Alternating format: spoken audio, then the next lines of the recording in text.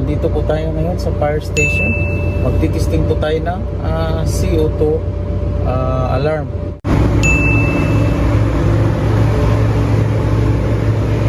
Baptiste, CO2 ah? Yeah, CO2 lang. Yeah. Yeah, CO2.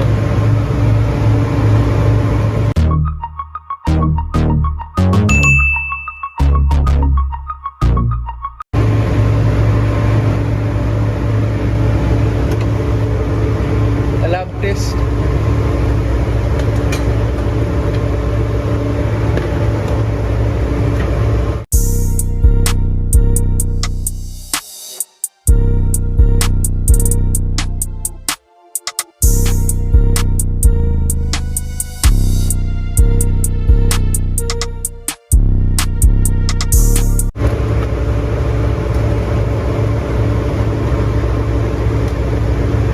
Bypass by ano ha? 13 po 14 bypass. Bypass mo, no? Meron po tayong wire na tatanggalin or i-bypass natin para pag mag-alarm ng CO2 hindi mag-stop yung IPO pumps and blower fans in engine room, guys.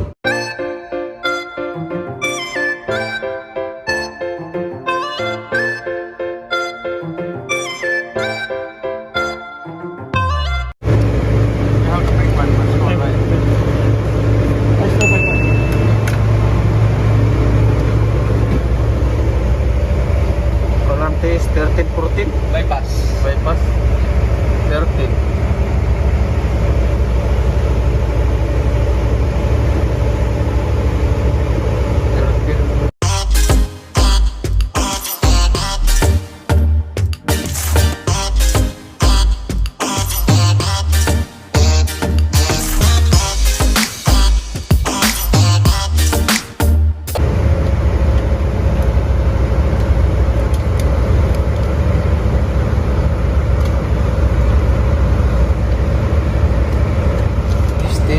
Is only for simulation.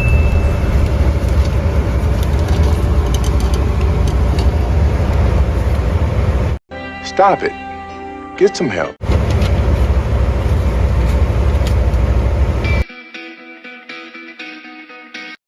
$2,000 later.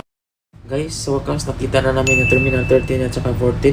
Then kumuha kami ng maliit na wire. Then connect to terminal 13 and terminal 14, and that is for testing CO2 alarm for only simulation.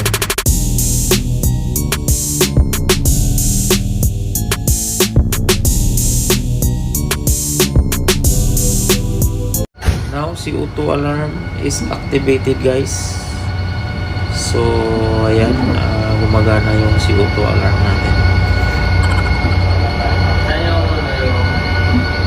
So paano ba to, guys? Tapos na tayo mag-testing ng CO2 alarm. So sa lahat ng mga nag-subscribe sa akin, maraming salamat sa inyong lahat. Mabuhay po kayo.